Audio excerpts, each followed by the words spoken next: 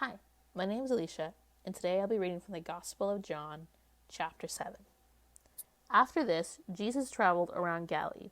He wanted to stay out of Judea, where the Jewish leaders were plotting his death. But soon it was time for the Jewish festival of shelters, and Jesus' brothers said to him, "Leave here and go to Judea, where your followers can see your miracles. You can't become famous if you hide like this. If you can do such wonderful things, show yourself to the world." For even his brothers didn't believe in him.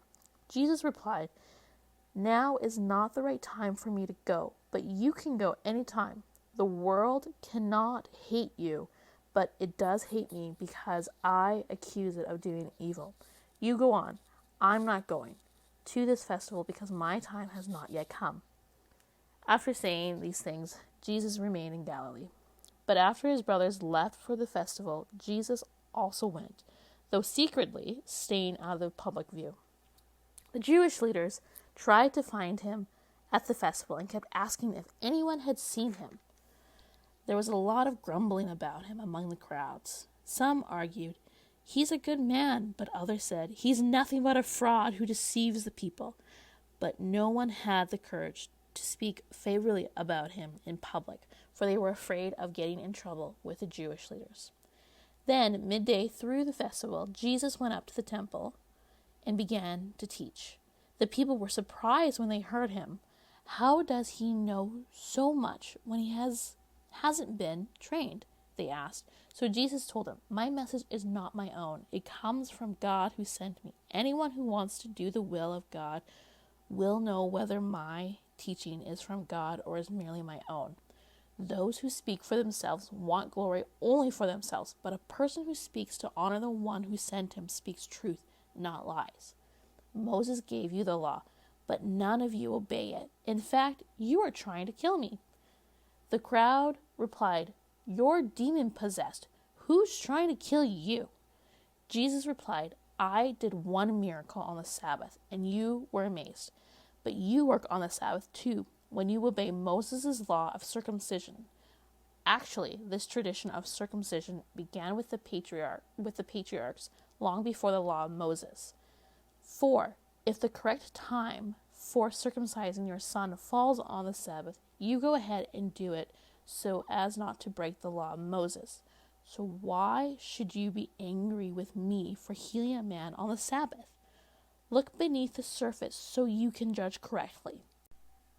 Some of the people who lived in Jerusalem started to ask each other, "Isn't this the man they are trying to kill? But here he is, speaking in public, and they say nothing to him. Could our leaders possibly believe that he is the Messiah? But how could he be? For we know where this man comes from. When the Messiah comes, he will simply appear. No one will know where he comes from." While Jesus was teaching in the temple, he called out, "Yes, you know me, and you know where I come from. But I'm not here on my own. The one who sent me is true, and you don't know him. But I know him because I come from him, and he sent me to you." Then the leaders tried to arrest him, but no one laid a hand on him because his time had not yet come. Many among the crowds at the temple believed in him. After all, they said, "Would you expect the Messiah to do more miraculous signs than this man has done?" When the Pharisees heard that the crowds were whispering such things, they and the leading priests sent temple guards to arrest Jesus. But Jesus told them, "I will be with you only a little bit longer. Then I will return to the one who sent me. You will search for me, but not find me, and you cannot go where I am going." The Jewish leaders were puzzled by this statement. "Where is he planning to go?" they asked. "Is he thinking of leaving the country and going to the Jews in other lands? Maybe he will even teach the Greeks. What does he mean when he says, 'You will search for me, but not find me, and you cannot go where I am going'?"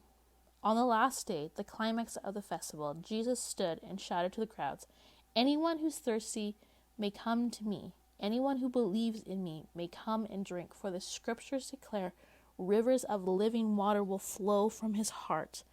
When he said living waters, he was speaking of the Spirit who would be given to everyone believing in him. But the Spirit had not yet been given because Jesus had not yet entered into his glory. When the crowds heard him say this, some of them declared, "Surely this man is the prophet we've been expecting." Others said, "He is the Messiah." Still others said, "But he can't be.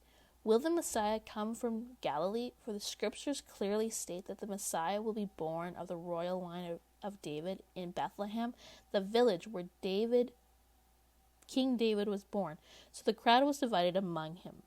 Some even wanted him arrested, but no one laid a hand on him. When the temple guards returned without having arrested Jesus, the leading priests and Pharisees demanded, "Why didn't you bring him in?"